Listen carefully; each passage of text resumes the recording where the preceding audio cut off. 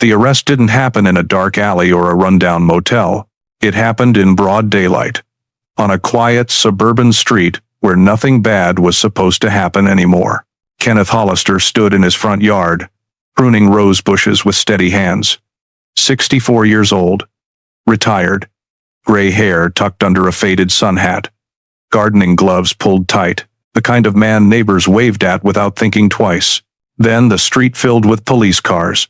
Not one, not two, 6. Engines cut. Doors opened. Radios hissed. The sound shattered. The calm like glass breaking inside a church. Curtains twitched.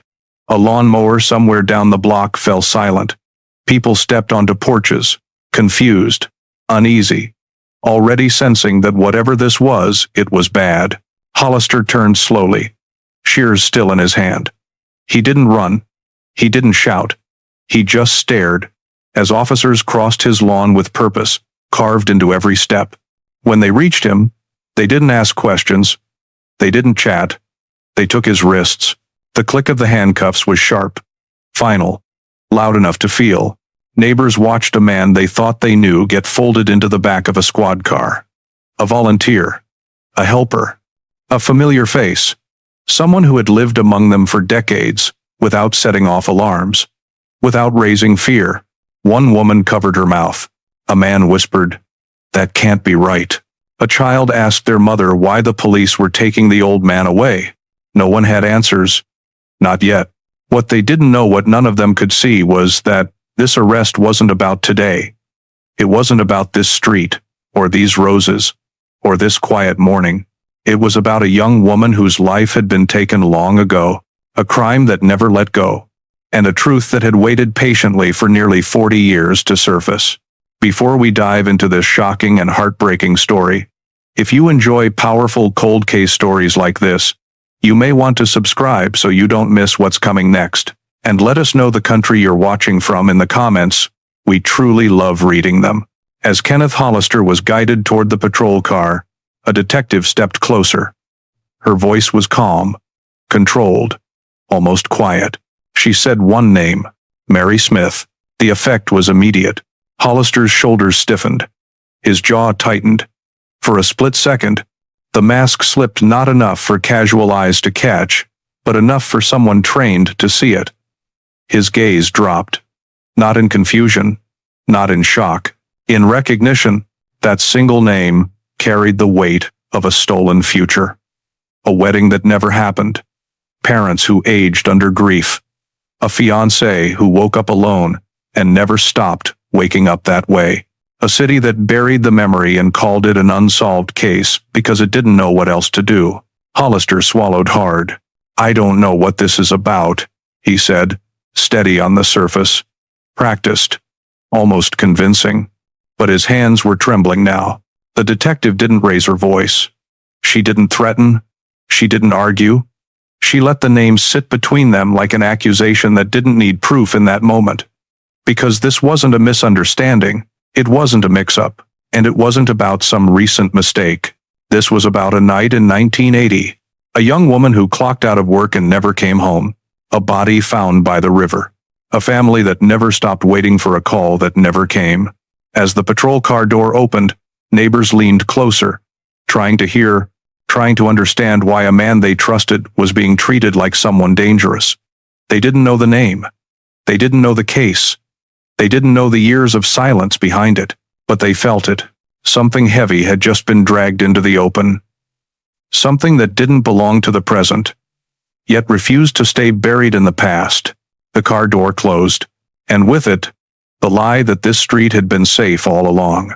Because if Mary Smith's name could reach him after 39 years, it meant the truth had been waiting too. The patrol cars stayed longer than anyone expected. Red and blue lights reflected off quiet homes, mailboxes, and parked cars that had never seen trouble before. Neighbors stood frozen in place, watching officers move with a seriousness that drained the street of its comfort. No one went back inside. No one spoke above a whisper. This wasn't a traffic stop. This wasn't a misunderstanding. People searched their memories in real time. That time he fixed a loose outlet for free. The afternoons he coached kids who weren't even his. The polite wave every morning. The small talk. The trust. How does a man live among you for decades and carry something like this? A woman across the street hugged her arms tightly, staring at the house as if it might explain itself. Another neighbor shook his head again and again, repeating the same sentence under his breath. I don't get it. I don't get it. That confusion quickly turned into something sharper. Anger.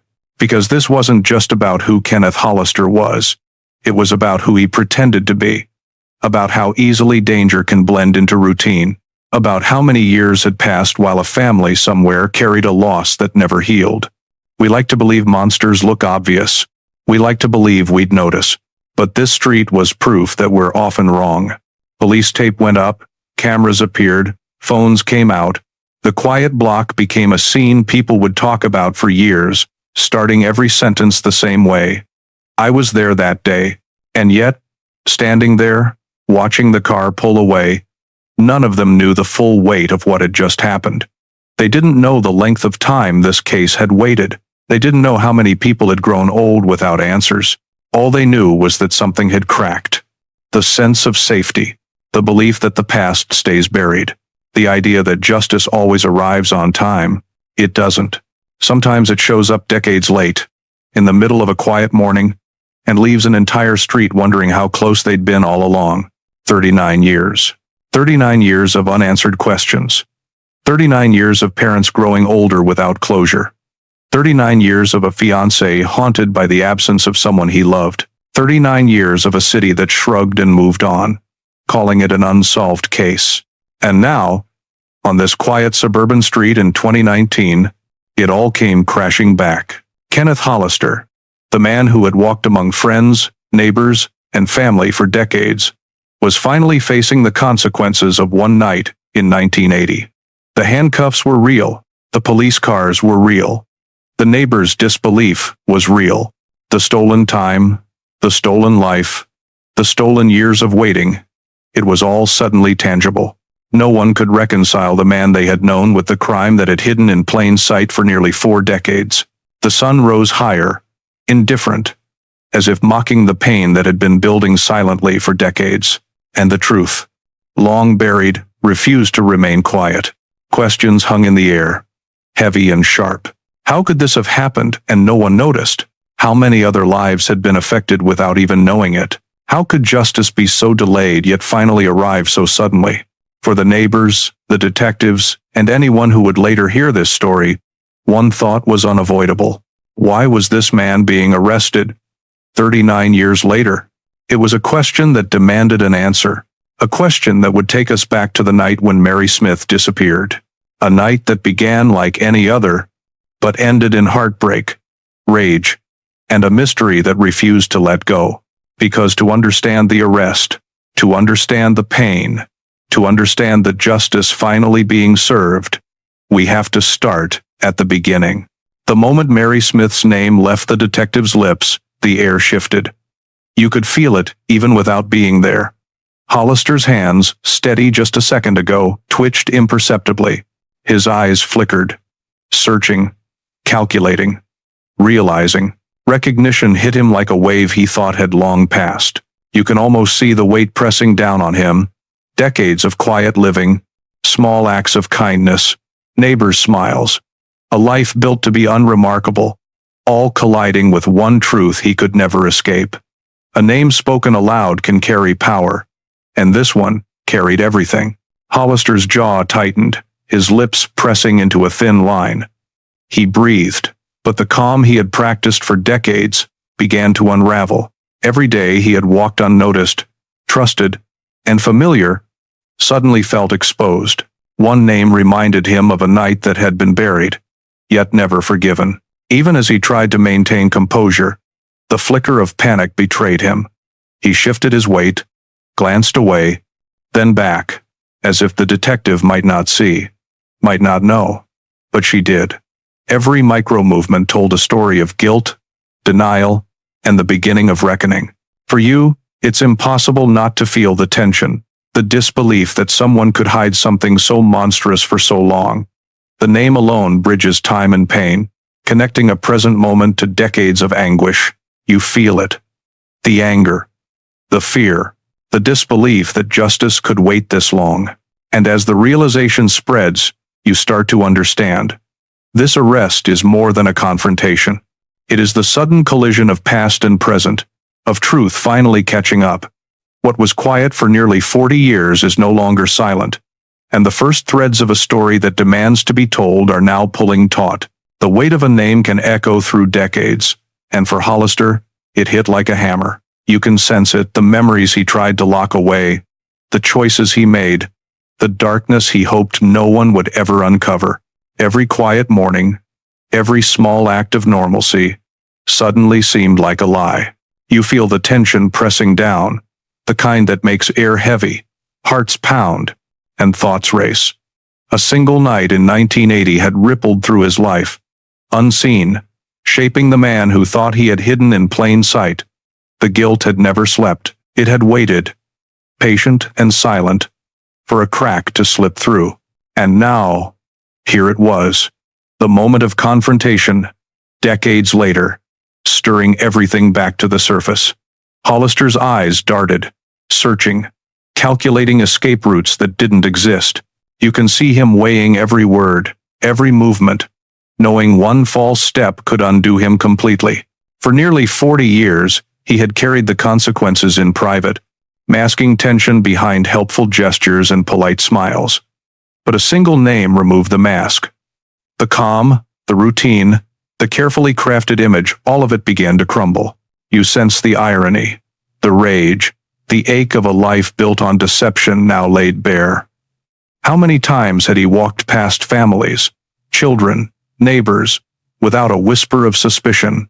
How many times had justice been delayed, waiting, watching, patient in silence? And in this moment, you realize the weight of that delay not just on Hollister, but on the people who had suffered in the shadows of his secret. A past that never rested now demanded attention, and nothing could stop it. The arrest was not just about today. It was the reckoning of 40 years, and it had just begun. Detective Moretti didn't flinch. She observed, calm and precise, every flicker, every shift in Hollister's posture. You can feel her eyes tracing the story his body was telling, noticing the subtle betrayals of decades-old guilt, a hand twitching, a shoulder stiffening, a blink too long, small clues that reveal everything when you know what to look for. You sense the quiet power in her patience. She doesn't need to raise her voice or threaten. The truth is revealing itself in real time. Every reaction he tries to hide is on display. The weight of what he carried for decades now presses on him visibly. You watch as he forces composure, the practiced calm of a man who believed he had lived unobserved. But under scrutiny, even the smallest cracks become obvious.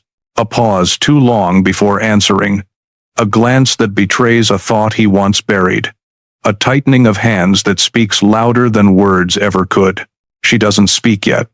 She lets the tension build, letting him confront the moment in full. You feel it too, the suspense, the moral reckoning that hangs in the air. The longer it lasts, the more unbearable it becomes. Hollister's silence is loud. It tells a story of years spent avoiding confrontation, of living in shadows, of believing the past could remain hidden. And yet, here it is. The detective, the name, the arrest, they bring it all into the light at once. You can almost feel his heartbeat, a rhythm of fear and realization. A past carefully contained now leaks freely, and every second stretches like an eternity. The moment is raw, unflinching, and impossible to ignore. Every action, every micro-expression is a confession without words, and the question lingers. How did a life built over decades mask a crime that demanded justice for so long? The street is quiet now, but the weight of decades presses down on every neighbor watching. You can feel it in the stillness, the disbelief, the anger, the sudden realization that the man they thought they knew has been hiding something monstrous for years. Hollister begins to shift. A subtle trembling in his hands, a hitch in his breath. You sense the internal battle raging inside him. Denial clawing for control, guilt pressing like iron. He fights composure, but every second exposes more of the truth he tried to bury. The arrest is no longer just a moment of law enforcement. It is a reckoning. Every decision, every life touched, every lie he told himself or others, now converges in this single instant. You feel the tension tighten, almost as if the air itself has thickened. You can't help but ask yourself, how does someone carry the weight of one night for 39 years? How does justice sleep while a family waits, a fiancé grieves, and a community remains unaware? And what does it take for the past to finally demand its due? Neighbors hold their breath. Children stare. Adults whisper to each other, trying to make sense of the impossible. A life that seemed ordinary now reveals itself as extraordinary in its deception. Every step of justice taken today carries the shadows of decades past. Hollister's face is pale, controlled yet cracking. The arrest has only just begun. And in this moment, you know there is no turning back. To understand this arrest, to understand why this man is finally in handcuffs after nearly 4 decades, we have to go back.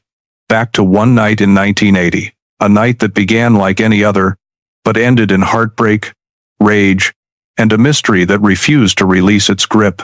The diner smells of fresh coffee and warm bread. You can see Mary Smith moving between tables with effortless grace, carrying plates and smiles in equal measure.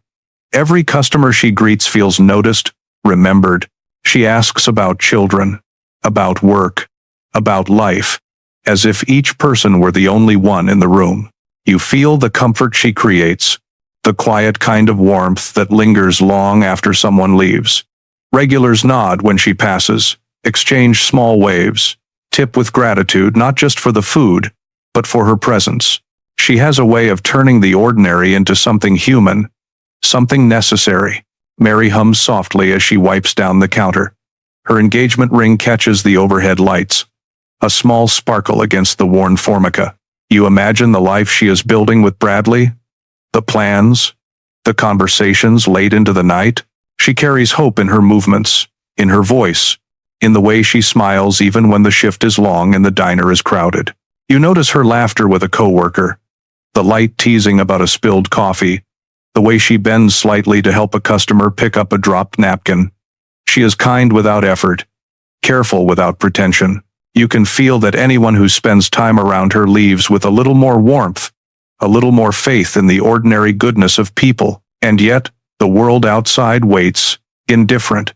The streets beyond the diner hum with cars, with ordinary lives, unaware of what is about to unfold. In this moment, everything seems safe, predictable, even comforting, but life has a way of changing in an instant. And the warmth, the smiles, the ordinary goodness, it is about to be shattered. Mary Smith's life was moving forward. Quietly, steadily, like a gentle current you barely notice until you're swept along. You can see her talking to Bradley about their future, an apartment to decorate, plans for a wedding, dreams she hadn't shared with anyone else. Every word carries hope. Every glance carries love. You feel the excitement in her gestures as she describes a kitchen filled with laughter, a small garden blooming outside their apartment, vacations they might take when work allowed. She imagines herself thriving, building a life of ordinary happiness that so many long for, but never reach. Even at the diner, she carries that energy with her. The tips she earns are not just money, they are steps toward the life she is envisioning. You can sense the quiet pride in her work ethic, the care she takes in small tasks, the joy she finds in connecting with people. She is not just surviving, she is building, planning, dreaming. Her engagement ring glints under the fluorescent lights, a symbol of commitment and future. You can almost hear the conversations she has with Bradley in the quiet moments after her shift, planning meals, discussing jobs, laughing about little things only they understand. It is the life of someone ordinary yet extraordinary in the way she invests heart and soul in it. And yet, even as you picture it, that hope is fragile. Life's currents are unpredictable. One evening, one walk across a parking lot can change everything. The dreams she carries, the plans she's made, the happiness she's built into the ordinary moments. All of it is about to collide with something she cannot anticipate. Something that will leave a void that decades cannot fill. You feel the weight of it already. the dread building quietly beneath the surface of this otherwise ordinary night. Gerald Hutchins watches her clock out. You can feel the pride in his eyes, the way he admires her dedication, the care she brings to every shift. She waves goodbye to the cook behind the counter, adjusts her apron, and steps toward the door, unaware that this ordinary motion will become the last anyone sees of her. The diner's bell rings, a cheerful chime that normally signals routine. You notice Gerald's glance drift toward the parking lot, not with suspicion, but out of habit. His eyes catch the familiar lines of her powder blue Chevy Malibu, the car that has carried her home night after night. Everything seems normal. Everything feels safe. You can sense the rhythm of the evening, the comfort of routine. Regulars nod, exchange smiles. Some linger with a last sip of coffee. Others pack their things. Gerald watches Mary walk with her usual energy. Her steps confident. Her mind perhaps on the next day, on her fiancé, on nothing that could suggest danger. And then your attention catches something subtle. A dark-colored van idling near the dumpsters at the edge of the lot. Gerald notices it too, a flicker of unease crossing his face. But it is fleeting. He shakes his head, dismissing it. You can almost hear him telling himself it's nothing. Just a delivery. Just another stranger passing through. You feel the tension rising, even in these moments of ordinary routine. The comfort of the familiar contrasts sharply with the undercurrent of uncertainty. Every step she takes toward her car carries the weight of vulnerability. Every glance back at the diner is unknowingly toward the precipice of horror. Gerald's gaze follows her, unaware that this shift, this simple act of leaving work will mark the beginning of a nightmare that will haunt everyone connected to her for decades. The van waits silently. You notice it, lurking, idling near the dumpsters, its dark color blending with the shadows of the parking lot. It could be anything, a delivery, a passerby, but something about it feels wrong. You feel the unease prickling at the edges of the night. Mary's steps are unaware, measured, confident as she moves toward her car. You can sense her trust in the world, the belief that ordinary life carries ordinary consequences. She doesn't look for danger because she has never needed to, and yet, danger has chosen to wait for her anyway. You feel the tension as the van sits, engine humming softly, an uninvited presence in a place that should be familiar and safe. Its windows obscure the occupants. Its purpose is unknown. And that uncertainty, that invisible threat, makes every step she takes feel like a countdown. Every motion a delicate thread stretched over something fragile and dark. The lot is quiet except for the soft echoes of her heels against asphalt. You can picture the glow of her car under the flickering streetlight, the way her engagement ring catches it briefly. The ordinary beauty of the moment contrasts sharply with the latent danger that shadows her path. You sense the pull of inevitability, the way the world can change in a heartbeat. One glance, one movement, one choice by someone hidden in that van, and everything shifts. The warmth, the dreams, the laughter of the evening, all of it hangs in balance as the van waits silently. You feel the dread building, the suspense tightening with each step she takes. Every detail you notice: the parked cars, the distance to the diner, the empty spaces between amplifies the tension. It is ordinary, yes, but ordinary is fragile. And tonight, that fragility will be tested. Mary reaches her car. The street is quiet. The hum of the van seems louder now, a presence you can almost feel pressing in. She unlocks the door, swinging her bag onto the passenger seat. And then, just like that, she is gone. No struggle, no scream. Only the driver's door left open, her purse untouched, her keys still in the ignition. You can feel the sudden emptiness, the shock that grips the diner, the parking lot, the city itself. One moment she is there, the next, she has vanished. You wake to the quiet. The bed beside you is empty. At first, you think she must have gone to the bathroom, or maybe she's making coffee, or simply still asleep somewhere else in the apartment. But the absence presses in immediately, heavier than the morning light filtering through the blinds. You reach for the pillow beside you. Nothing. Her scent lingers faintly, a ghost of the night before. And yet the warmth, the life, the presence gone. You feel the first pang of worry. It's small, tentative, the kind of unease that creeps at the edges of your mind. You call her name softly, hoping for a response. Some sound to reassure you. Silence. The apartment feels impossibly large, the shadows stretching across the floor in ways that make you jump.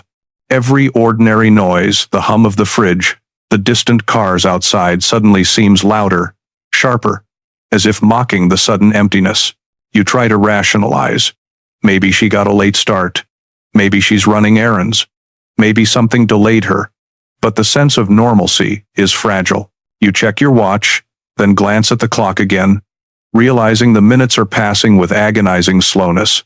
You pace, phone in hand, your mind racing through possibilities. The usual morning routines, the coffee, the small talk, the laughter feel like a cruel reminder of what should be here, what should be ordinary, but isn't. Your heart pounds in that hollow space where certainty used to live. And you know, somewhere deep down, that unease isn't going away. Something has shifted. The day that started like any other is already different, and the absence beside you is the first hint of a dread that will only grow. You reach for the phone, hands trembling slightly, and dial her number. 1 ring, 2 rings, silence. You try again, hoping it was a dropped call, a bad connection, something ordinary, but nothing answers. Your chest tightens, a slow, creeping weight that starts in your stomach and spreads outward. You pace the small apartment, phone pressed to your ear, listening for the faintest sound of her voice. The click of the line picking up. You check the time repeatedly. Each passing minute stretches longer than the last, and every unanswered call magnifies the unease that's already settled in your bones. You call the diner. You ask for Gerald. You speak quickly, voice cracking, and you hear the familiar warmth in his tone. But it's interrupted by a quiet pause that seems to echo. She left on time, he says. His words are simple, almost casual, but they hit like a cold wave. You realize she didn't make it home. You run through every possible explanation in your mind, willing yourself to believe she's just delayed, that she'll walk through the door any second. But each passing moment erodes that hope, leaving only the gnawing fear that something is very wrong. You check the clock again, pacing faster now, your thoughts spinning, trying to reason with the impossible. The apartment feels hollow, echoing with imagined sounds, the creak of the floorboards, the distant hum of traffic, all amplifying the sense that the ordinary world has slipped away. You can feel panic beginning to edge in, an unrelenting shadow creeping closer with every unanswered ring. Every moment stretches, every second a reminder that what should have been simple, her arriving home, is now uncertain, fragile, and terrifyingly absent. You start to grasp it slowly, painfully. The truth your mind doesn't want to accept. Something is wrong. The excuses, late shift, errands, a friend's call begin to feel hollow, impossible. You sense the ordinary world cracking at the edges, revealing the raw, cold uncertainty beneath. You pace the apartment, retracing every routine, every detail of the night before. Did she mention anything unusual? Did someone seem off? You rack your brain, desperate to find some explanation that keeps fear at bay. But there is none. Every thought circles back to the same dreadful possibility. She is missing. You call her again, your voice louder this time, edge rising, heart racing. No answer. You leave messages, repeating the same words over and over, hoping they might reach her. You check the windows, glance at the parking lot below, imagining her car still there, imagining her walking through the door at any second, but nothing confirms it. You feel the helplessness mounting, pressing down like an invisible weight. Every second stretches endlessly. You imagine the world continuing outside, ordinary and unaware, while your reality has shifted into a space where uncertainty has replaced certainty, and fear is the only companion. You consider reaching out to friends, anyone who might have seen her, anyone who might know something. But each call, each question, only sharpens the growing dread. The ordinary rules of life, the rhythm of the day, The trust and routine have been replaced by panic, a gnawing need to act, to understand, to fix the impossible. And deep inside, you know waiting alone isn't enough. You can't just hope she appears. You have to take action. But what action? How do you confront the unknown when it grips everything familiar in your life? The realization settles fully. This is not a normal morning. Something has taken her from the world you knew. You grab your coat, your keys, anything that might ground you, and head out. The drive to the police station is heavy, each stoplight stretching time, each passing car a reminder that the world continues while yours is fractured. You clutch the steering wheel, imagining every scenario, none of them good, all of them possible. At the station, you explain everything, your words rushing, tripping over themselves. You tell them about her shift, her car, the unanswered calls. You give them names, places, times, anything that could point them in the right direction. You feel the weight of urgency pressing on every word, the helplessness of having waited too long to make any difference, already gnawing at your chest. They listen, take notes, ask questions that feel endless. You answer, voice cracking, heart hammering. You realize they are listening because they know the gravity, the seriousness, the possibility of what has happened. You feel a strange mixture of relief and terror. Relief that someone is now aware. Terror that the truth may be worse than imagined. You step outside, looking back toward the apartment, feeling a hollow emptiness where hope once resided. You try to breathe, but each inhale is tight, each thought jagged with the fear of the unknown. You wonder, how long has she been gone? Where could she be? What has happened in the time you didn't see her? Hours stretch slowly, unbearably, until finally, by evening, the call comes. Police have found her car. Parked. Empty. Keys in the ignition. Purse untouched. The simple, ordinary things that usually signal safety are now marks of terror. You feel a cold knot tighten, dread settling in deeper. As the reality hits, the search has begun, but it is already a race against time, against a darkness that has waited patiently for decades. You arrive at Waveland Golf Course, the summer heat still clinging to the asphalt, the evening air heavy and silent. The parking lot is empty, save for a lone car that immediately draws your attention. It's Mary's powder blue Malibu, abandoned in the middle of what should have been a normal, quiet space.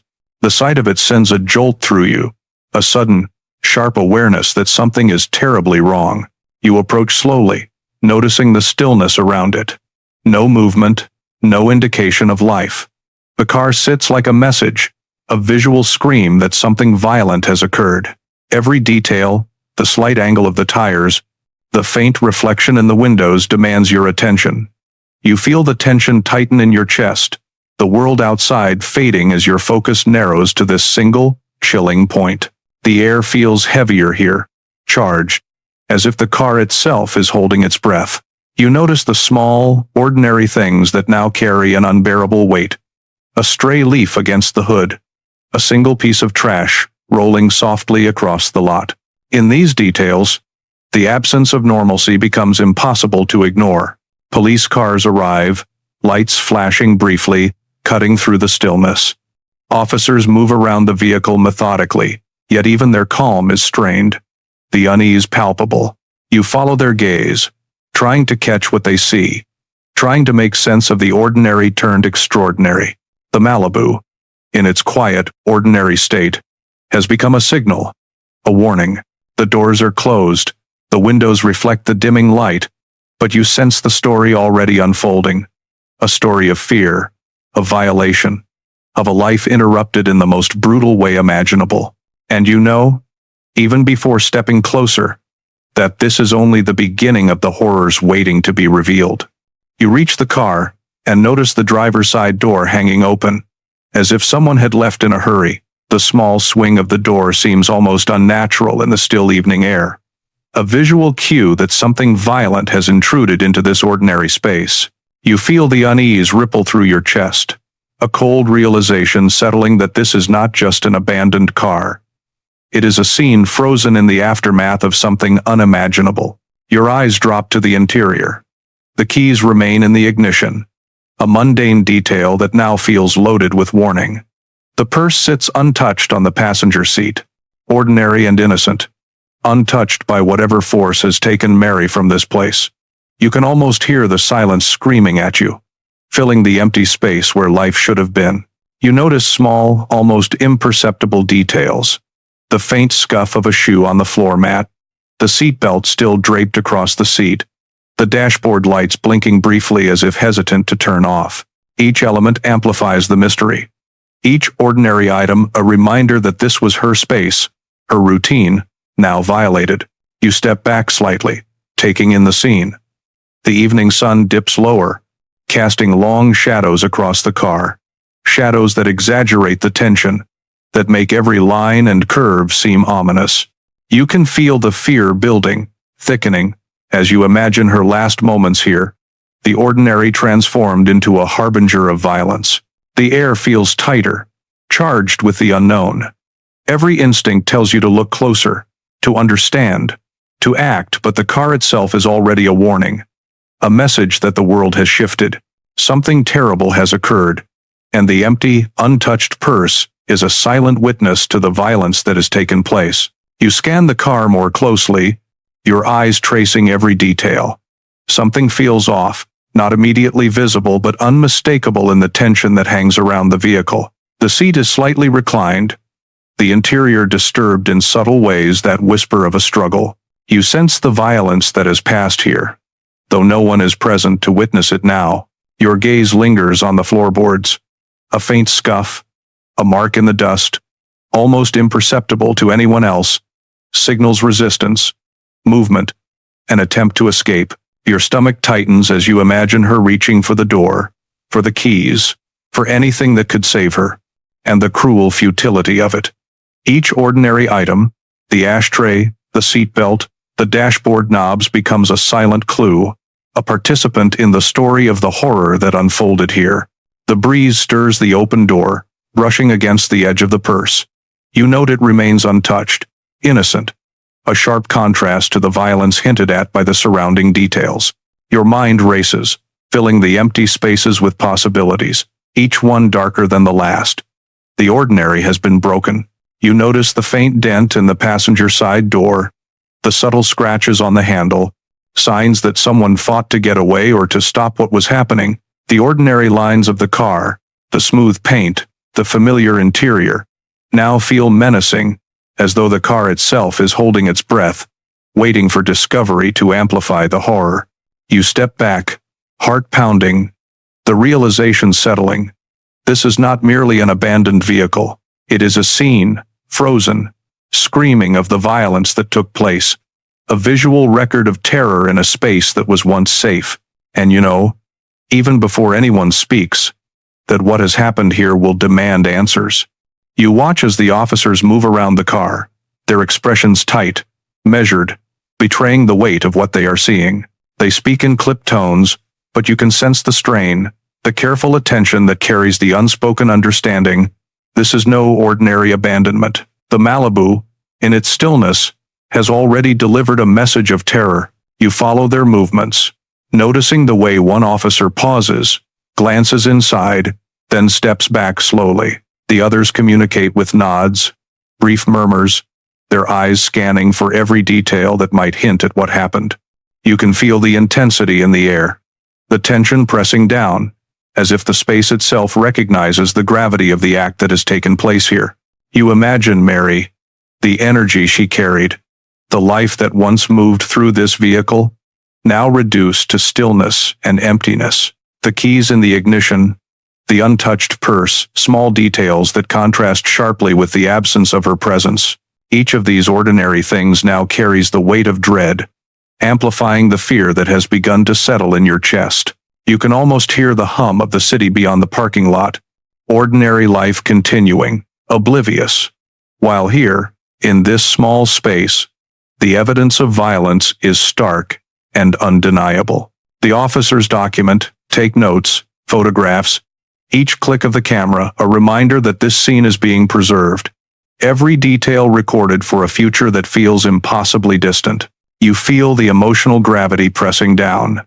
The realization that a life has been violently interrupted. The ordinary routines, the trust in the safety of familiar spaces, have been shattered. And somewhere in the quiet, unspoken among the officers and the echoes of the empty lot, is the knowledge that this scene will haunt everyone involved for years to come. The Malibu sits in quiet testimony, ordinary yet terrifying, a warning suspended in the evening air. You step back, taking in the scene, trying to process the emptiness, the clues that speak of struggle and fear. Every detail presses at your mind, the open door, the keys, the untouched purse hinting that the story is far from over. You can feel the tension tightening, the anticipation coiling like a spring, and somewhere, just beyond sight, waiting silently in the shadows by the river, the next piece of this nightmare lies hidden. 3 days later, someone would find it. The early morning air along the river trail is crisp and still, carrying only the rhythmic sound of footsteps on gravel. Something pale catches the jogger's eye. A figure slumped awkwardly against the tall grass near the water's edge. Movement halts. Breath catches. The quiet of the morning shattered by the impossible sight. Closer now, it becomes clear that this is no ordinary figure. The body lies still, the face pale, features frozen in an unnatural calm. The gentle flow of the river contrasts sharply with the horror resting on its bank. A faint shiver passes through anyone who sees it, an instinctive acknowledgement of the violence that has occurred. The hands rest loosely at the sides, hair damp from the dew, clothing disheveled yet untouched in ways that feel deliberate. Ordinary objects, the rocks, the grass, the river itself frame a scene heavy with absence and loss. Each detail magnifies the tension. The body is there, yet the life that once animated it is gone. Every instinct warns of the magnitude of the discovery.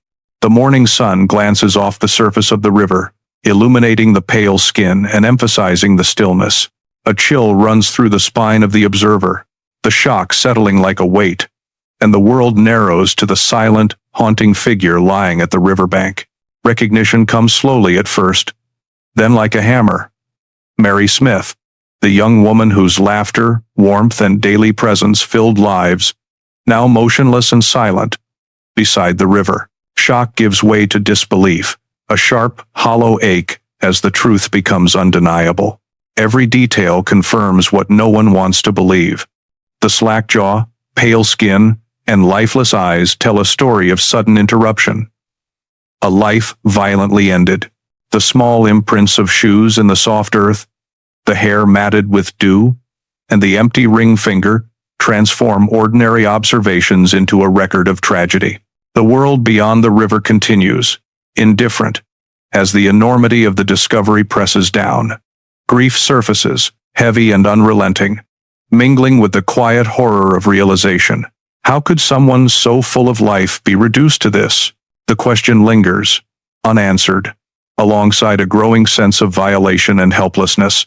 Even the river itself seems complicit, flowing steadily past the scene, indifferent to the loss it witnesses. The surrounding grass and trees, usually benign, now frame the violence in sharp contrast, emphasizing the enormity of what has been taken. Every ordinary element becomes a marker of the extraordinary horror. The weight of absence settles like concrete, a heavy reminder that life will never feel the same. The discovery transforms the morning into a tableau of loss and violation, each moment stretching with the awareness that something precious has been irreparably taken. The body tells its story in subtle, chilling ways. Faint marks at the neck hint at the violence that ended a life so abruptly. The skin bears the faint imprints of restraint, the pressure having left its quiet, invisible signature. Nothing flashy or grotesque, yet the evidence is undeniable. Hands rest limply at the sides, still trembling from the final moments that will never be spoken. The small disturbances in clothing, the slight abrasions on the wrist, all speak of a struggle, a desperate attempt against forces too strong to resist. Every detail is ordinary in isolation, yet together they construct a narrative of horror. The riverbank itself, calm and indifferent, frames the body in stark contrast. The flowing water, The morning mist lifting off the surface, all highlight the stillness, the absence, the weight of life stolen. The mind strains to comprehend, to piece together the final moments. But the silence is suffocating, leaving only instinctive dread. Nearby vegetation presses gently against the pale skin, brushing against the clothing, but it cannot mask the evidence of what has occurred. The body is a frozen record of violence, each detail restrained yet haunting, each ordinary object transformed into testimony. Even without words, the scene speaks volumes. It announces that this was no accident, no misstep. The loss is deliberate, intimate, and final. The engagement ring, once a symbol of love and future, is already missing. A silent confirmation that this was not merely a disappearance. It was an act meant to destroy more than just life. The gravity presses down, heavy and unyielding. In the quiet morning, with only the river as witness, it becomes clear. Someone has crossed a line that can never be undone. The scene is complete, yet the horror lingers, gripping the imagination with its unspoken brutality. The absence is immediate and unsettling. Her engagement ring, once a bright token of love and hope, is no longer on her finger. Its absence transforms the scene from tragedy into violation, a deeply personal intrusion that amplifies the weight of loss. What was meant to symbolize future plans now stands as proof of cruelty and theft. The mind traces backward, imagining her last moments, the routine of checking the ring, the small joy it brought, now erased in an instant. That tiny, ordinary circle of metal, once shining with promise, is gone, leaving only the stark reality of what remains: silence, emptiness, and grief. The missing ring becomes a visual echo, a reminder of the life that was violently interrupted. Every ordinary detail in the scene, the damp grass, the stillness of the river, the faint imprint of her shoes, gains a heavier, more intimate resonance. Each element emphasizes not only the loss of life, but the destruction of hope, of plans, of future moments that would never arrive. The absence also sparks a growing urgency. Whoever removed it did so deliberately, leaving another layer of violation in the wake of the murder. It is a small yet profoundly telling detail, the kind that whispers about character, intent, and the cold, calculated nature of the act. The river flows past quietly, indifferent to grief, while the empty ring finger draws the gaze again and again, demanding recognition of what has been stolen. It is a subtle but unrelenting reminder that this is not just a case of disappearance. It is the unmistakable mark of a crime that took far more than life. The authorities arrive, their presence formal but charged with urgency. The scene, once ambiguous in its silence, now becomes undeniably a crime. Every movement of the investigators underscores the reality. This is no accident, no disappearance, no unfortunate misstep. This is murder. The body, pale and still, confirms what the evidence already whispers. The engagement ring is gone. The subtle signs of strangulation clear.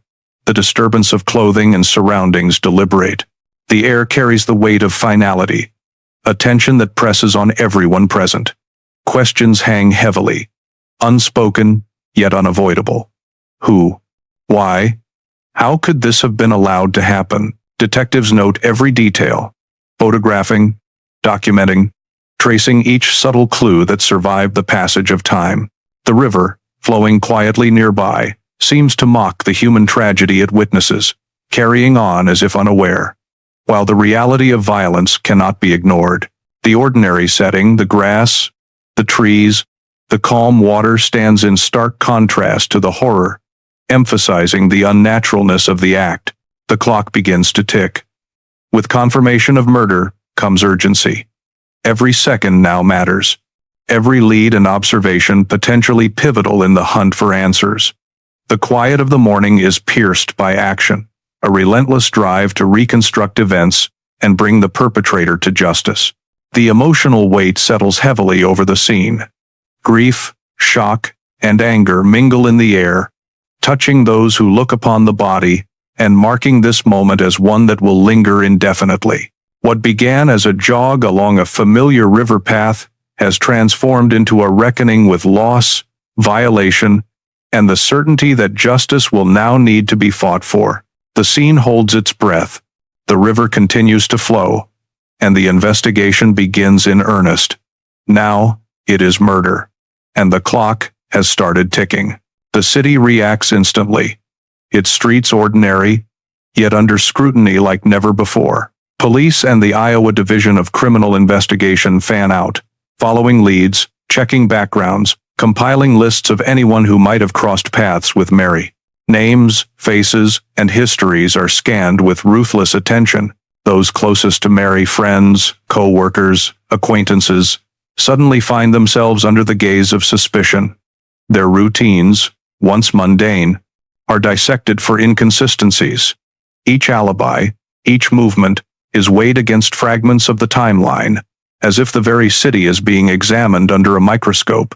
Detectives chase every thread. A cook at the diner who once expressed admiration is interviewed thoroughly. His presence that night becomes a focal point until witnesses confirm his alibi. A drifter seen near the golf course is tracked across state lines, only to find he slept in a shelter with a clear record.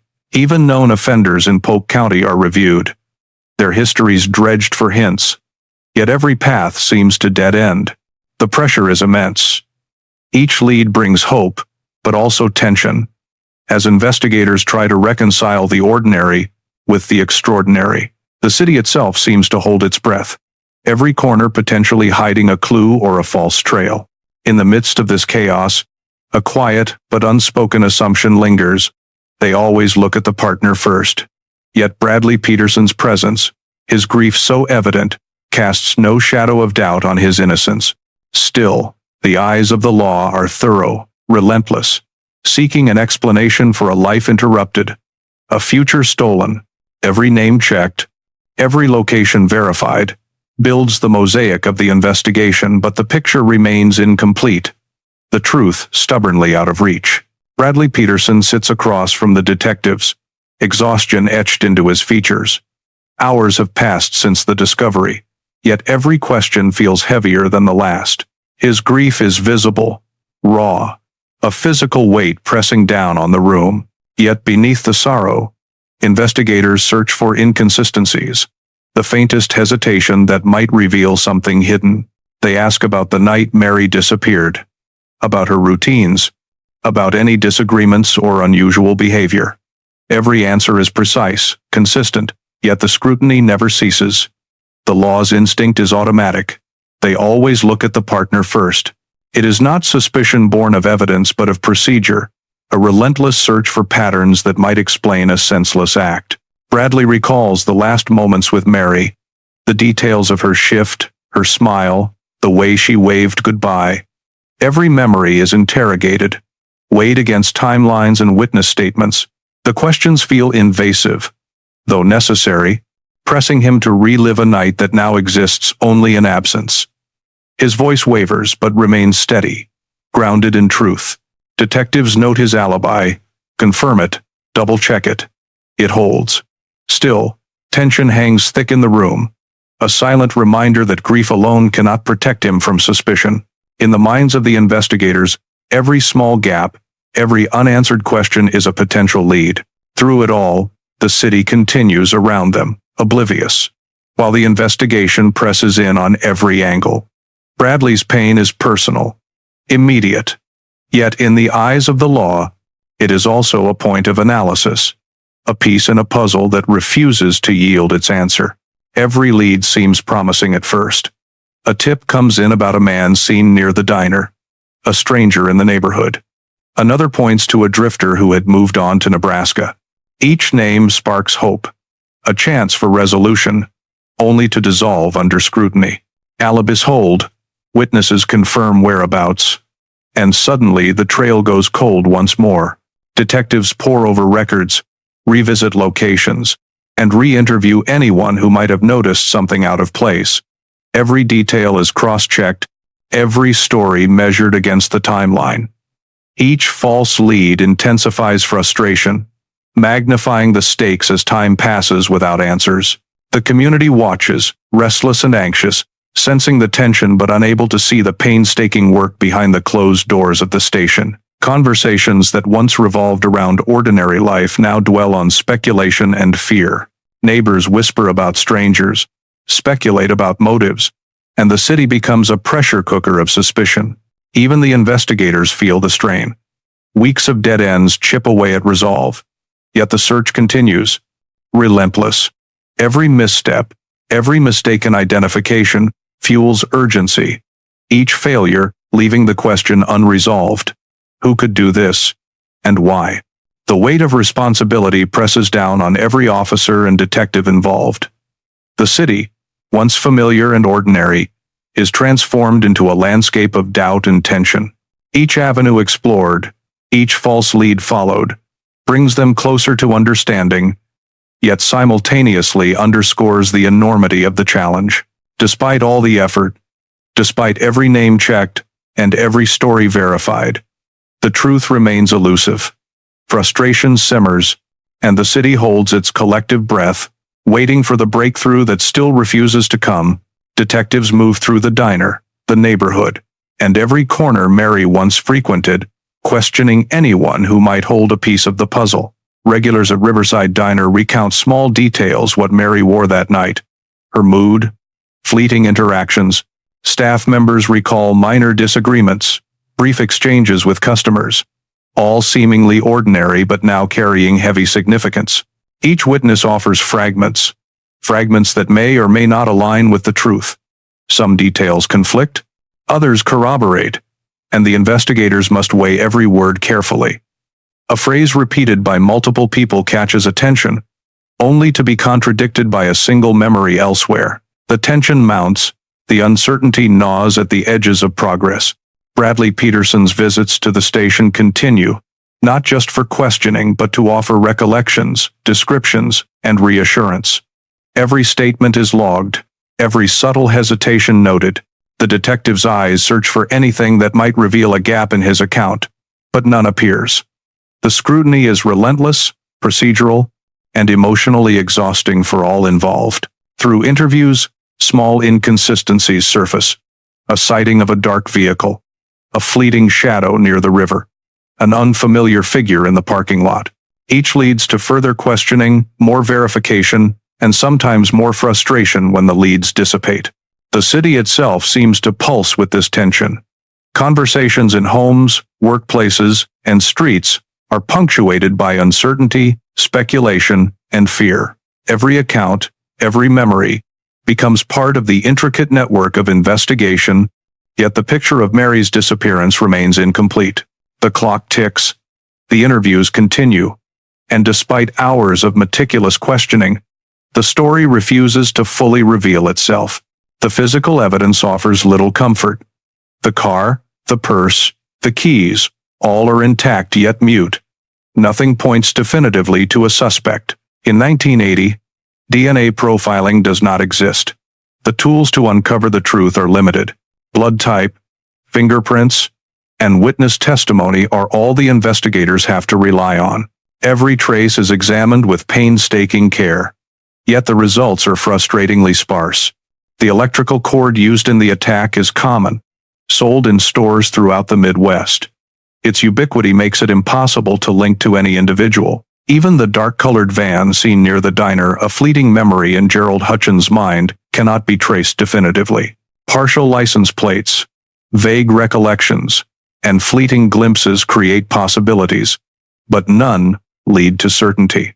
Detectives comb the city, cross-checking every lead, every suspect, yet the case stalls. Time presses on, and the city feels both vigilant and powerless. Its streets ordinary yet heavy with suspicion. Every unanswered question intensifies the tension, every dead end deepening the frustration of those seeking justice for Mary. Bradley's grief continues to mark the investigation, his presence a reminder of what was lost. The community watches, speculating, hoping, fearing. The lack of concrete evidence becomes almost as painful as the crime itself, a barrier to resolution that gnaws at the resolve of everyone involved.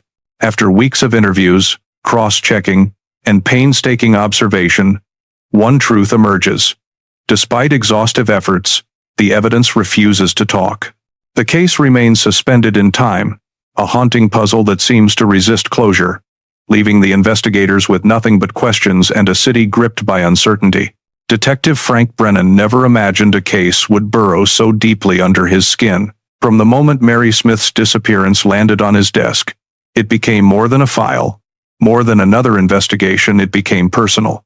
Her photograph, crisp and unassuming, stared up from the report like a silent accusation, and he could not look away. Every detail of her life, every routine, every interaction she had at Riverside Diner, consumed his thoughts. The warmth she brought to those around her contrasted sharply with the violence that had claimed her, and the injustice gnawed at him relentlessly. Brennan felt the city's pulse in a new way. Every street corner a potential scene, every passerby a possible witness. Colleagues noticed the change almost immediately. His focus sharpened, his attention to small discrepancies became obsessive, and late nights in the office stretched into early mornings without pause. Conversations at home became terse.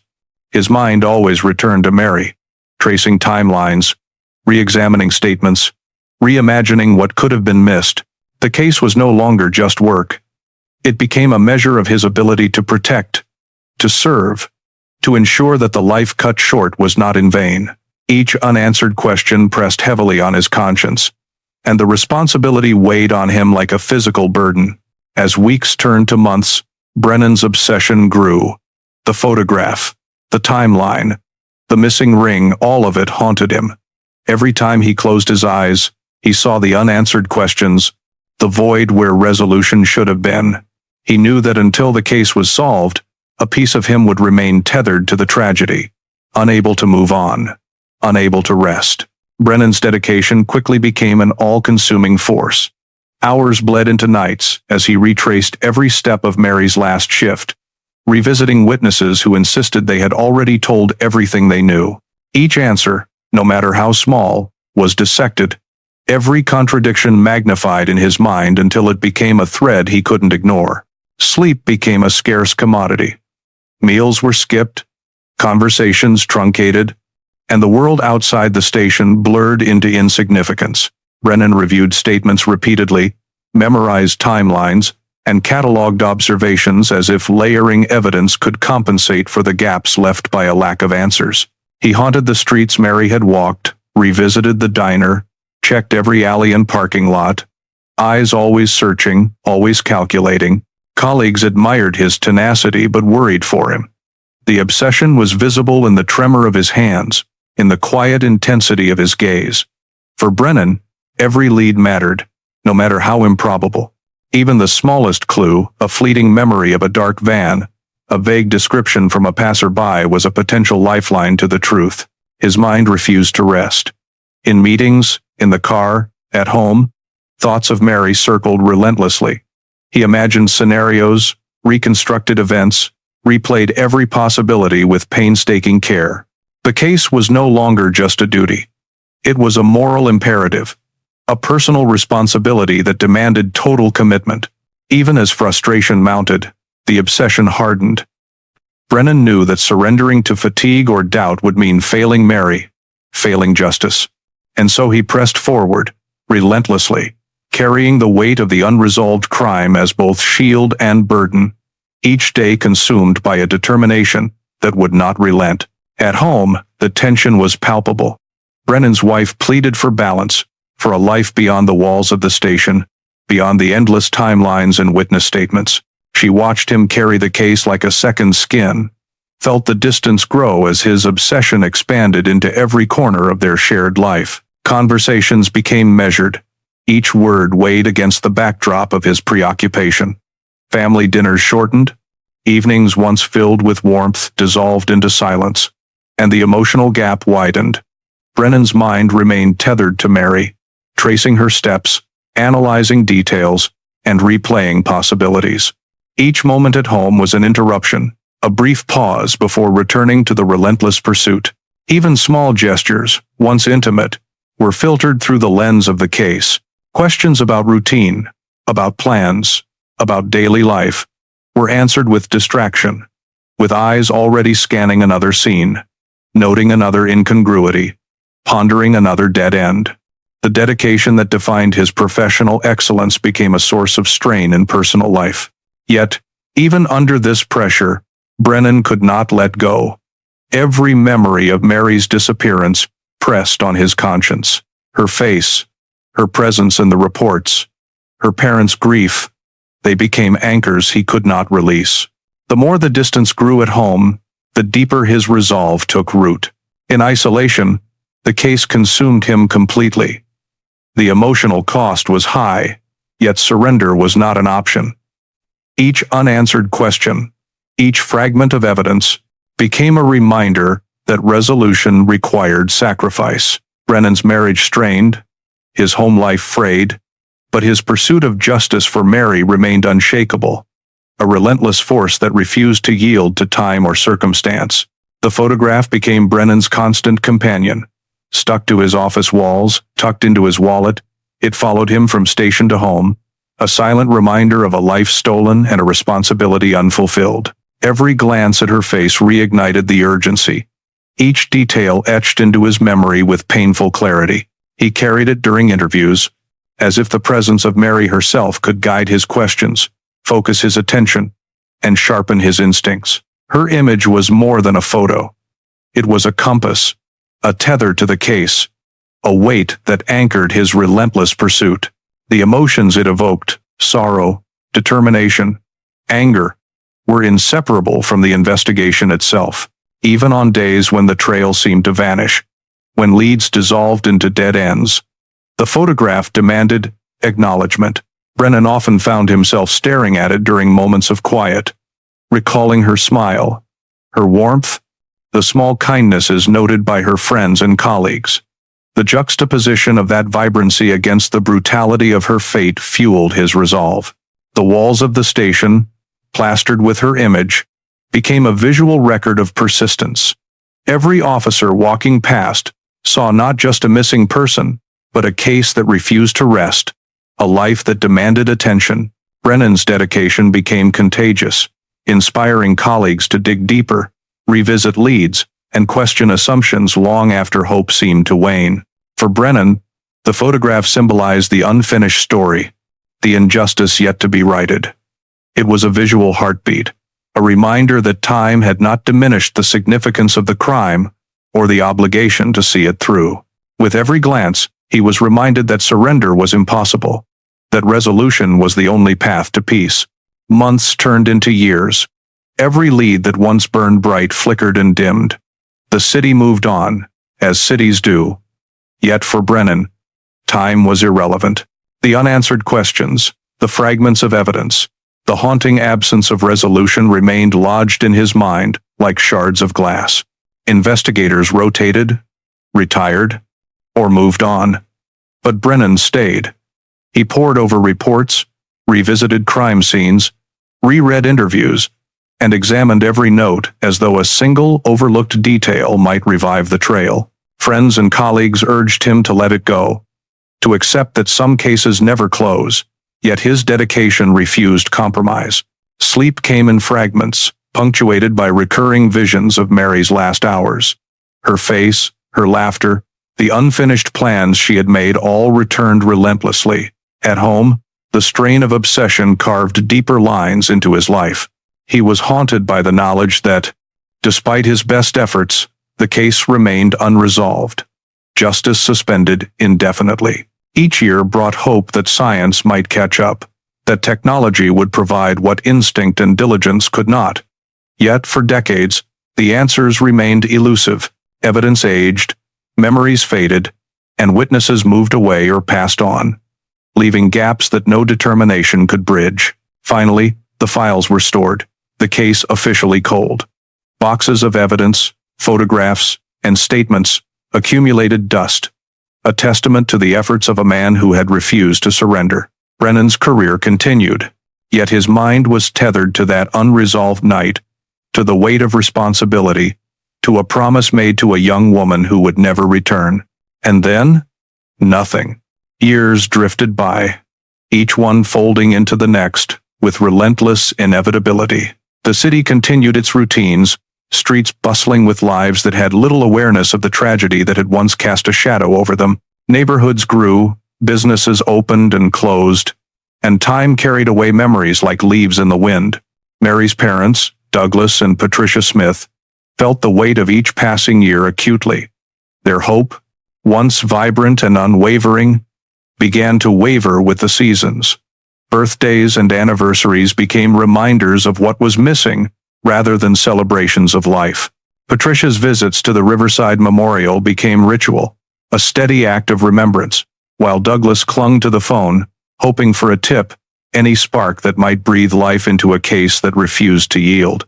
Bradley Peterson aged quietly, carrying the absence of Mary with him.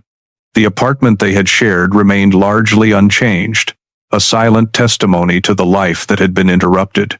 Friends and neighbors noticed the deepening lines around his eyes, the stiffness of his posture, the weight of unspoken grief. Each year, without answers, became another layer of quiet torment. Meanwhile, the investigation, once vibrant with urgency and meticulous pursuit, slowed to a crawl.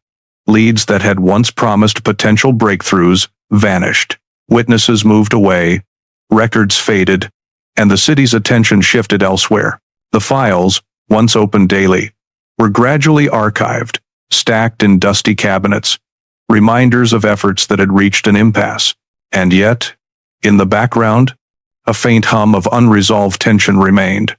Though the world moved on, the case's absence of closure left a lingering unease. The years stretched, inexorable, unyielding, and every passing moment underscored the cruel reality that time, in its relentless march, could become as much an antagonist as the unknown perpetrator itself. Frank Brennan officially left the Des Moines Police Department in 1994, yet retirement offered no relief.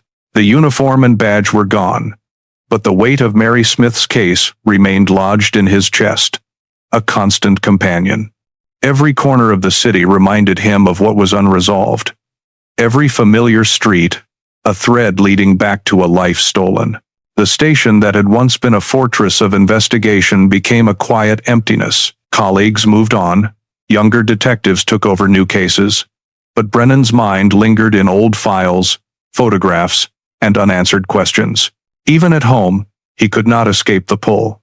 Reports stacked neatly on his desk, yellowed timelines pinned to walls, and every object carried the echo of the investigation he had never abandoned. Sleep became shallow, punctuated by fragments of memory. Mary's laughter, the image of her last shift, Bradley's grief-stricken face, guilt intertwined with determination, creating an unshakable burden. Every time he closed his eyes, he imagined what might have been done differently. What small detail could have changed the outcome? What invisible thread he might have missed? Isolation grew alongside his obsession. Friends invited him out. Colleagues suggested stepping back, but Brennan could not. The case had claimed more than just time. It had claimed part of his life, his sense of closure, and a quiet portion of his spirit. Even in retirement, he revisited evidence, every preserved sample, every statement, as if each item whispered a promise that someday, science or circumstance might grant the justice that had eluded him. Though his career had ended on paper, his service to Mary Smith continued unabated, an invisible line connecting decades of unanswered questions to the hope that one day, someone would finally unlock the truth. Bradley Peterson carried the absence of Mary through each passing year. He never remarried, never replaced the warmth that had been stolen from him. Friends watched him age quietly, the weight of loss etched into his posture, the hollowness in his eyes deepening with time. The apartment they had shared remained largely untouched, a silent shrine to a life that could have been, a life cut short in ways that could never be repaired. Mary's parents, too, felt the inexorable march of time. Douglas, once hopeful and vigilant, grew frail, and eventually passed in 2015. His hands worn from years of dialing the tip line that yielded nothing. Patricia persisted, her rituals at the Riverside Memorial unwavering, yet each year took a heavier toll on her body and spirit. The community that had once felt the tremors of tragedy gradually shifted its attention elsewhere. though the pain lingered in the hearts of those who knew Mary. In the city, the case became one among many unsolved mysteries. Files gathered dust, evidence was archived, and the urgency that had once defined the investigation softened into quiet neglect. Detectives moved on to new cases, focusing on crimes that demanded immediate attention, while the shadow of Mary's disappearance remained unresolved, fading only in the public eye. Yet, even as life moved forward for most, the absence was a persistent echo. The city changed, people aged, routines shifted, but the case remained a quiet reminder of failure, of questions unanswered, and of a justice that had yet to be served. Every detail left behind became a thread that tethered the past to the present, waiting for the moment when persistence and new methods might finally rewrite the story. Even as the years stretched into decades, Brennan refused to let Mary Smith's story fade entirely. Among the archived files and dusty boxes of reports, he had saved something. Every piece of evidence, no matter how small or seemingly insignificant, was preserved with care. The electrical cord, the biological samples, the photographs, all carefully catalogued, stored, and protected, a silent promise that justice might one day be possible. Brennan understood that time was not an ally in this fight. Memories faded, witnesses passed away, and the world moved forward. Yet the evidence remained as a bridge across the decades, a tangible connection to the night that had changed everything. It was a lifeline, waiting for a future when science or technology could illuminate what had once been shrouded in darkness. Mary's family, though unaware of the meticulous preservation, continued their quiet vigil. Patricia Smith maintained her riverside visits, Douglas held onto his tip line, and Bradley Peterson lived with the unanswered questions in his apartment. None of them knew that somewhere, carefully tucked away, the tools for resolution had been safeguarded, waiting for the right moment to awaken. In Brennan's quiet reflections, there was hope and resignation intertwined. He had done everything possible within the limits of his era, yet he knew the fight was not over. The evidence was more than just physical remnants. It was a testament to his dedication, a message that time alone would not erase the truth. And so it remained, carefully stored, a latent promise that would one day become a key. The case might have seemed dead, the city indifferent, and hope dimmed. But Brennan's foresight ensured that when the moment came, the pieces would be ready. But Brennan saved something. In 2019, a new era of investigation began in Des Moines. The city's cold case unit had evolved, armed with tools and techniques unavailable decades earlier. Among the team, Detective Lisa Moretti stood out. Sharp, methodical, and relentless, she had earned a reputation for seeing connections others overlooked. When the files on Mary Smith's disappearance were handed to her, she felt a weight settle in her chest. The case was decades old, but the brutality and unanswered questions lingered in the documents. Every photograph, every statement, every preserved sample spoke of a young woman whose life was stolen, and a community left with nothing but uncertainty. Moretti examined each piece with careful scrutiny, noting the thorough work of the original investigators and the frustrating dead ends they had encountered. Yet, even through the faded reports, she sensed a path that had been waiting for the right tools to appear. Unlike the officers before her, Moretti had access to advanced forensic science, DNA technology, genealogy databases, and computer-assisted analysis provided avenues that were unimaginable in 1980. She could see patterns forming where before there had been only silence. The case became a puzzle not of missing pieces, but of connections that had remained invisible for nearly 4 decades. Moretti understood the responsibility that came with this opportunity. Every decision, every test, every consultation could lead to answers or misdirection. She approached the files with both respect and urgency, knowing the families had waited far too long. The preserved evidence, untouched by time, held the potential to rewrite the story that had been suspended for decades. As she laid out the details and reviewed the painstakingly stored samples, a sense of anticipation built. The city had moved on, the witnesses had aged, and the trail had long gone cold. But in her hands, the case was alive again, ready to reveal what had remained hidden for 40 years. Moretti's first move was to focus on the preserved biological evidence. Carefully stored by Brennan decades earlier, it was a fragile lifeline connecting the past to the present. She sent the samples to Parabon Nanolabs, a company specializing in DNA phenotyping and genetic genealogy. Understanding that the process would be painstakingly slow, each step required precision. Extracting viable DNA from decades-old material was no simple task, and contamination could erase decades of hope in an instant. As the lab began its work, Moretti reviewed the history of the investigation. Notes, photographs, and timelines offered glimpses of Mary's last hours, the abandoned Malibu, and the dark shadow that had fallen over Des Moines. Each detail, once hopelessly disconnected, now hinted at patterns that modern science could illuminate. The city's past crimes seemed to whisper their truths, waiting for technology to listen. Weeks passed with agonizing slowness. The DNA extraction process demanded patience. Every test, every verification mattered. Moretti monitored progress closely, knowing that any viable genetic profile could open doors that had remained locked for decades.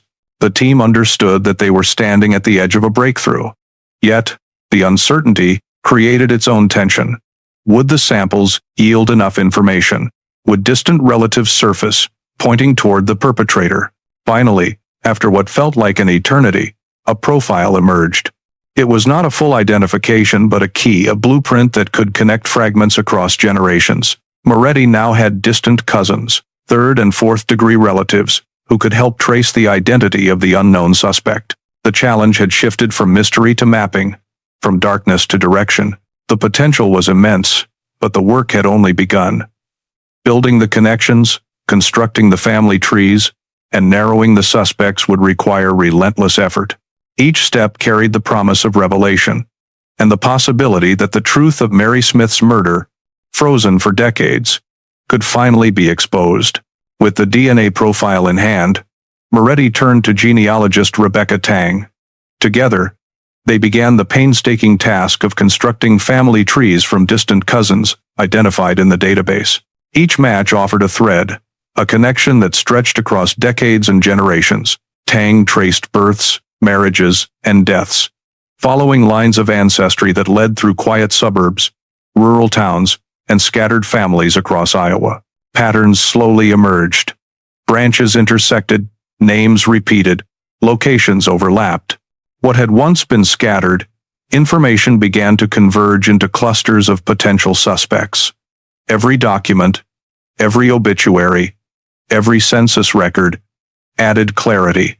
The genealogical puzzle, invisible to the detectives of the past, began to reveal a shape. Moretti reviewed each lead with the intensity of someone aware of the stakes. Mary Smith's family had waited nearly 40 years, and each step forward carried the weight of their long-suppressed grief. The team could not afford error. Every connection had to be verified, every link corroborated.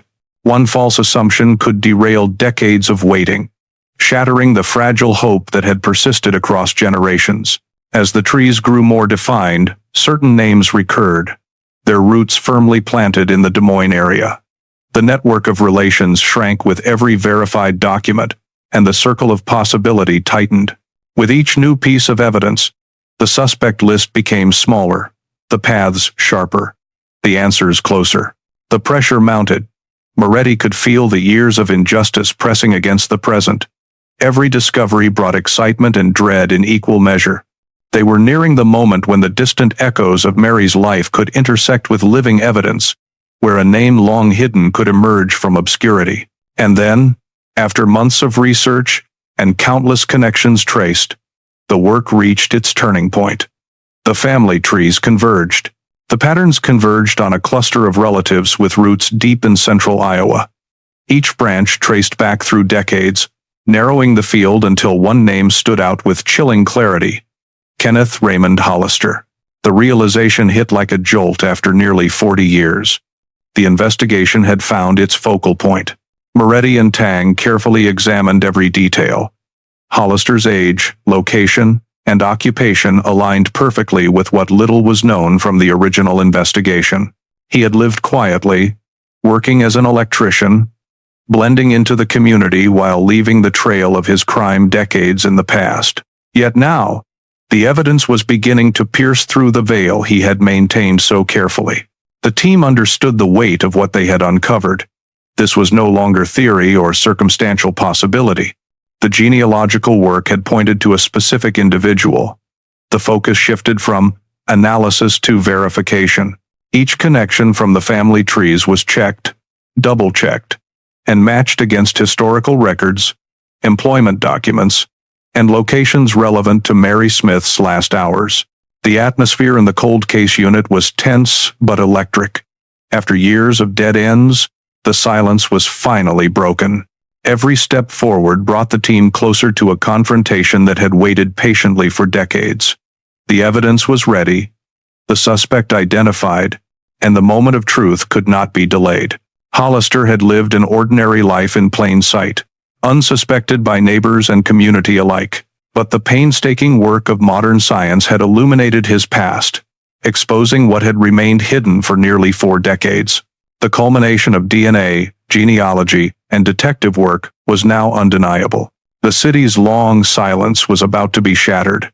The decades of grief, the unanswered questions, and the painstaking preservation of evidence were converging on one person.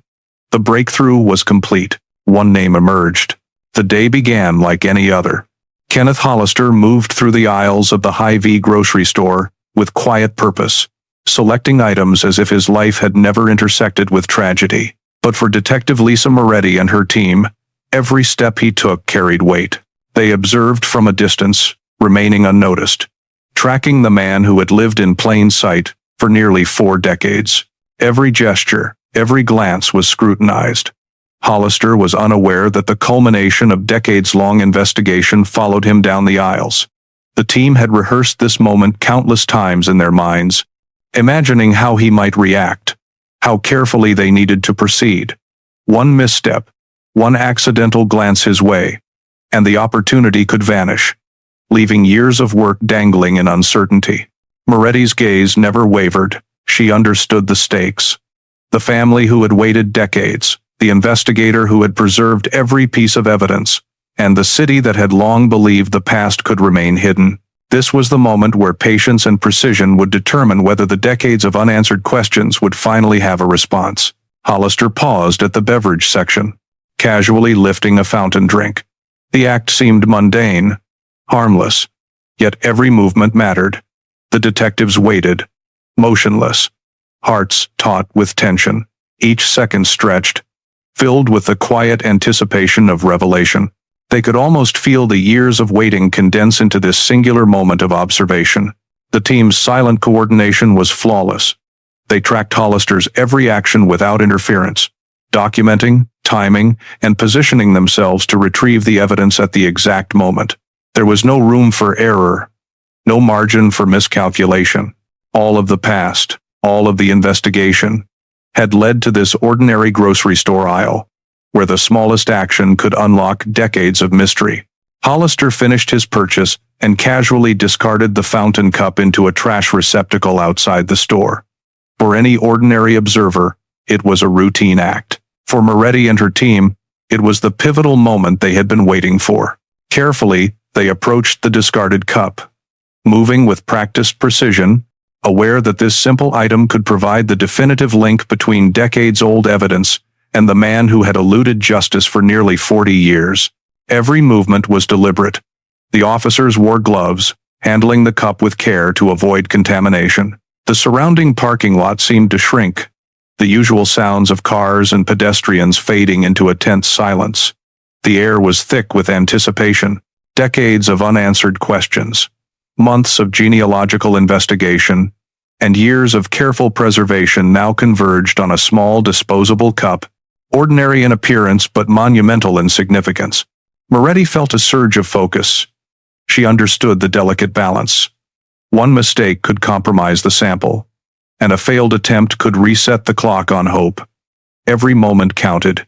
The cup was placed in evidence packaging, labeled, and secured, carrying with it the potential to rewrite the story that had haunted Des Moines since 1980. The weight of the task pressed on the team. This was no longer theory or speculation.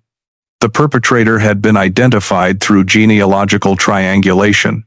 But until this DNA sample was processed, the case remained unresolved. The fragile thread of justice depended on this single act, executed with patience, care, and unwavering attention. In that ordinary parking lot, an extraordinary breakthrough was quietly unfolding. The past and present intersected in the most unassuming way, and the evidence that had been preserved for decades now held the power to end a nightmare. The cup, now secured, was sent to the lab, and the waiting began. Days stretched into weeks with painstaking slowness. Every test, every verification, was conducted with care. Moretti watched the clock as the hours ticked by, each one amplifying the tension. Decades of unanswered questions hung over the case like a shadow. And now, the resolution depended on science. The team felt the weight of expectation. The families, though long removed from the daily investigation, lingered in their thoughts. Patricia Smith, Mary's mother, had waited nearly 40 years for this moment. Bradley Peterson had lived with the uncertainty, the grief, and the relentless wondering of what had truly happened that night. The pressure of those decades of pain pressed on every decision Moretti made. In the lab, technicians worked quietly, extracting DNA, comparing sequences, and verifying results. Each stage carried a critical risk. Any contamination or error could erase the fragile thread connecting past to present. The atmosphere in the cold case unit was tense and focused. Conversations were hushed, steps measured, every message and phone call carefully controlled. The team understood the gravity. They were on the brink of either confirming justice or facing another dead end. As the days passed, anxiety built. The possibility of failure was ever present. What if the sample had degraded? What if the results were inconclusive? Every conceivable outcome had been considered, yet none diminished the anticipation. The lab represented both hope and fear, a place where decades of waiting would either be vindicated or deferred once more. And all the while, the thought lingered. A single discarded cup, unremarkable in appearance, contained the power to resolve a mystery that had haunted a city and a family for nearly 40 years. The results were imminent. The final stages of testing brought the tension to a nearly unbearable level. Every technician in the lab was acutely aware of the stakes. Moretti and her team waited outside, pacing, reviewing notes, and preparing for the moment when the truth would finally reveal itself. The silence was thick, broken only by the occasional hum of equipment. The years of investigation, genealogical mapping, and careful preservation of evidence had led to this exact instant. The team knew that one positive match would confirm what they had suspected for months, decades even, while a negative result could send them back to square one. The anxiety was almost tangible, pressing against the walls of the cold case unit, making every breath feel heavy. Every second, a test of endurance. Every potential outcome ran through Moretti's mind. She imagined the relief that would wash over Mary's mother, the closure for Bradley Peterson, the justice finally served for a life stolen far too early. And yet, she could not shake the shadow of uncertainty. The DNA might fail, the match might be inconclusive, the past could remain unspoken, the crime unresolved. Her eyes kept returning to the original evidence photos. Mary Smith's face, her smile, her energy, the life that had been violently taken. The memory sharpened the focus, deepened the commitment, and heightened the stakes. Time had stretched the pain of this case across generations. But now, everything hinged on the contents of a single lab report. The final verification was complete. Every detail, every sequence, every comparison had been checked and rechecked. All that remained was the message that could change decades of waiting into certainty. The results came back. Kenneth Hollister sat in the back of the patrol car, the weight of nearly 40 years pressing down on him in silence. The calm exterior he had maintained for decades began to crack as Detective Moretti entered the interrogation room, her presence steady but unyielding. Every detail of the past, every piece of evidence meticulously preserved, now loomed over him with the inevitability of truth. For hours, questions were asked, answers evaded. Hollister's denials were precise, practiced, but beneath them, there was a flicker, a flash of recognition, whenever Mary Smith's name was spoken. Moretti watched closely, reading the micro-expressions, the tiny shifts in posture, the avoidance of eye contact. The decades of evasion could not withstand the accumulation of scientific proof and relentless investigation. The break came quietly, almost imperceptibly. Hollister's voice faltered, his confidence dissolving. The weight of what he had done, the years of secrecy, the lives irreparably changed, pressed into the moment until he could no longer maintain the facade. The confession spilled out, slow and deliberate, detailing the night that had haunted a city, a family, and an entire investigation for generations. He spoke of following Mary from the diner, of forcing her off the road, overpowering her, and taking what was never his to take.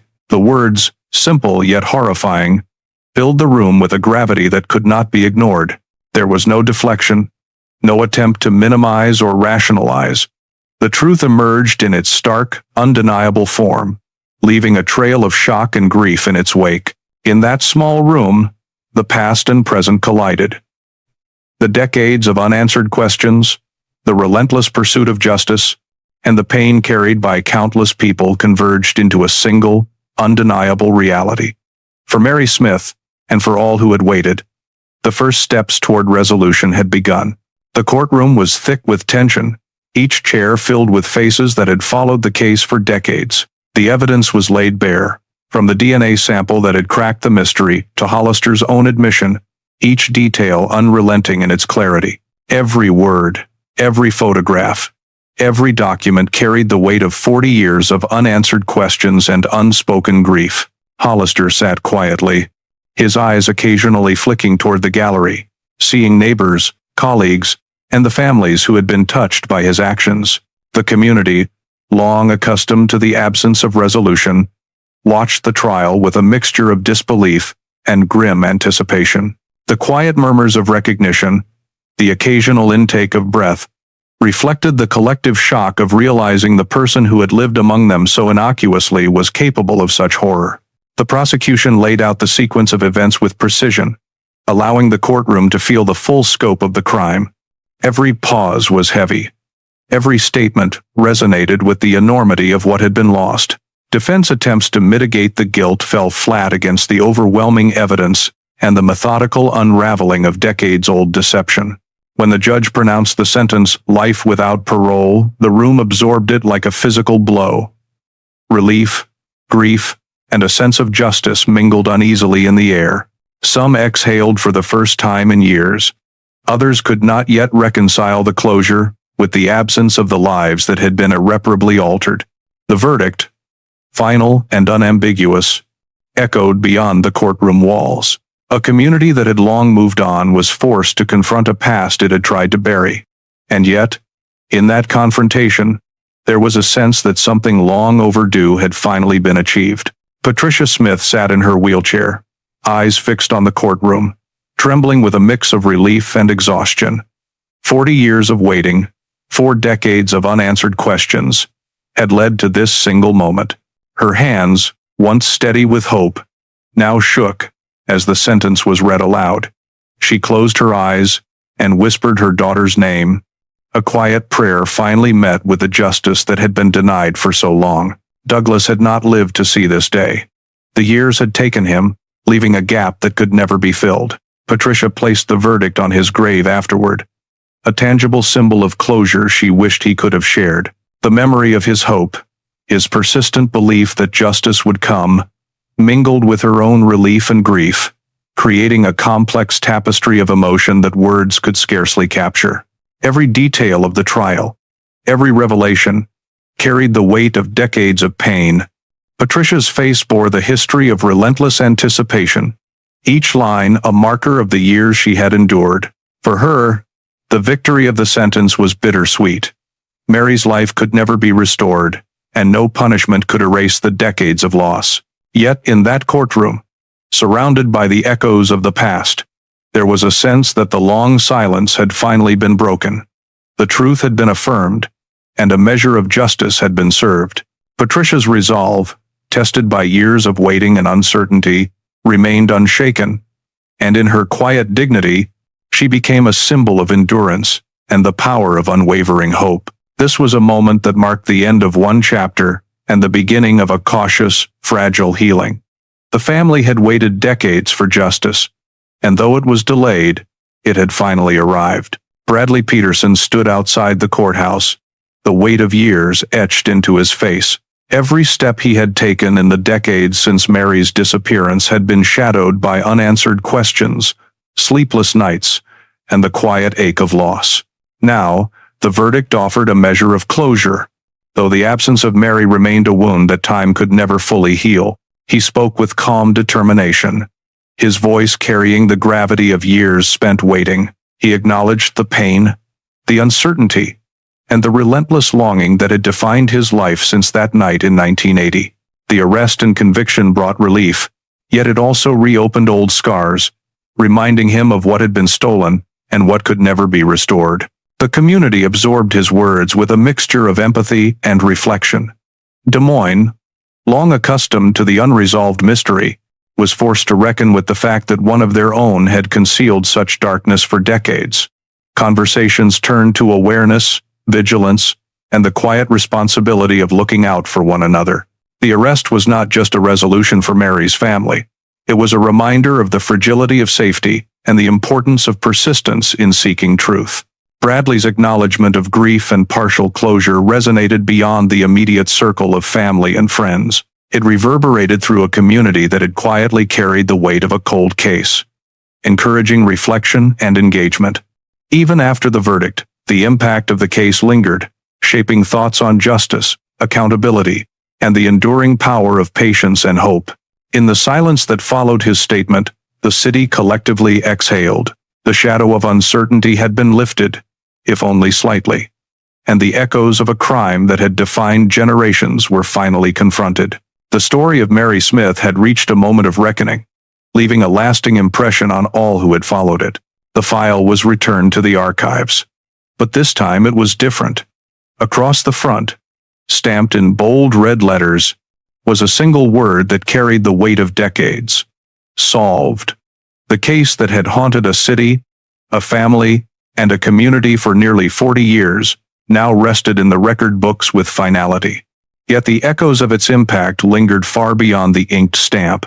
Justice had been served, but the lives affected could never be restored. Patricia Smith had finally felt the relief of knowing the truth, yet the absence of Douglas at this moment was an unhealable void. Bradley had found a fragment of peace, though his grief remained, quietly nested in the corners of his heart.